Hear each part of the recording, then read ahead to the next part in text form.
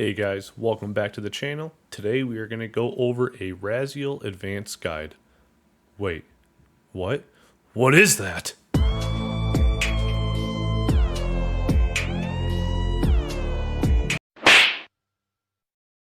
Yeah, that's me, completing the Rasial kill log in 545 kills. But on with the guide. We're going to be reviewing the gear, perks, and relics that need to be used, your inventory space, the action bar setup, and a full kill. If you guys want to know about mechanics, you can go look at my beginner Rasial guide, which I will have linked right here. For the gear setup for the advanced guide, the first we're going to want to have is T95 weapons. You're not going to need T95 gear. T90 gear is perfectly fine, but the weapons you're going to want for the special attack, as that is required for this kill. Gear wise, you should be fine with 90. The Necromancy Zuck Cape. This is required for the reduction of adrenaline cost for Death Skulls. Next is the Salve Amulet E. This is important for damage boost and accuracy boost during the fight. Then you're going to want to have the Reaver's Ring. With the Salve Amulet, you'll still be at 100%, and having the increased chance of crit hit chance is going to be good. And then last is the Jazz Elder God Book. You're going to want to have this activated the whole time, as getting the effect on this will usually always give you a 30k damage drop. And then last, for the Aura stack, if you have the Majarite Aura, always keep that on. If you don't have that, you could put Angus on for the damage reduction. On to the perks. For both the weapons of the Omniguard and Soulbound Lantern, I have the entry level perks. So with my Omniguard, I have the Precise 6. You don't need Genocidal. This doesn't boost with the Reaper task or anything, but if you get it, it's great. And then for the Soulbound Lantern, I just have Equilibrium 4. If you have the money, you can always go with the advanced set on the PVM perks. For the top, I also had the entry-level perks, so I had Crackling 4 and Relentless 3, and then Biting 2 and Undead Slayer. The biggest thing is you want to do the entry-level perks and do Undead Slayer. Again, if you could afford the advanced ones, go for the advanced, but make sure Undead Slayer is on there for the DPS increase.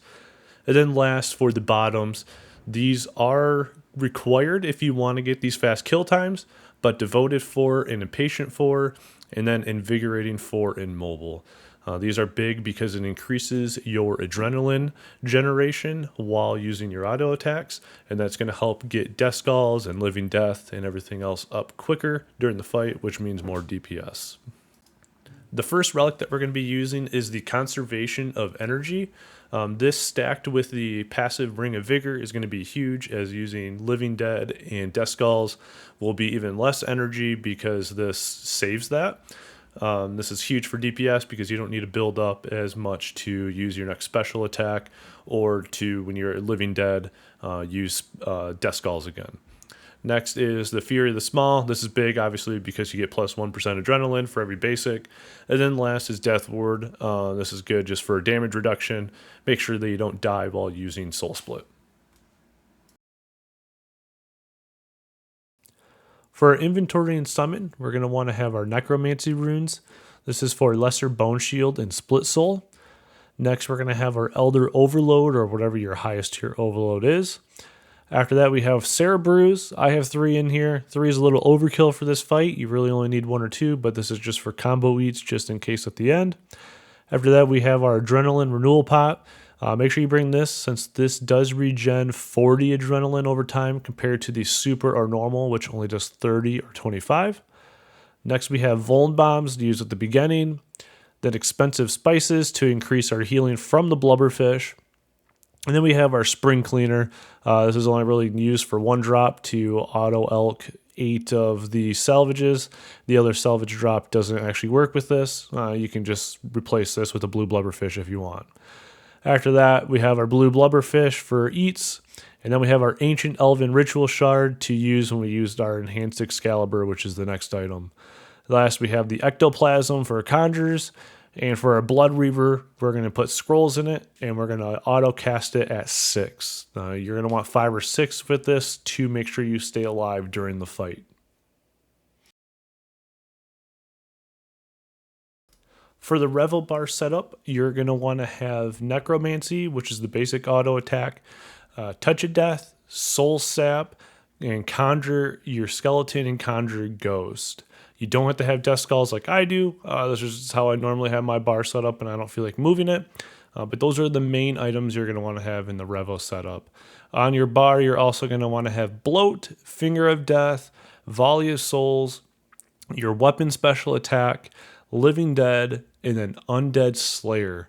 This costs, I believe, around 400, 500 mil last time I checked. And then on another bar, you're going to want to have Devotion, Reflect, Split Soul, and the quick switch to Deflect against Necromancy. You're going to be using these throughout the fight. And then for your quick prayers, just make sure you put Soul Split and Sorrow on, or if you have Ruination unlocked, have Ruination, because throughout the fight you might have to change over to Deflect Necro.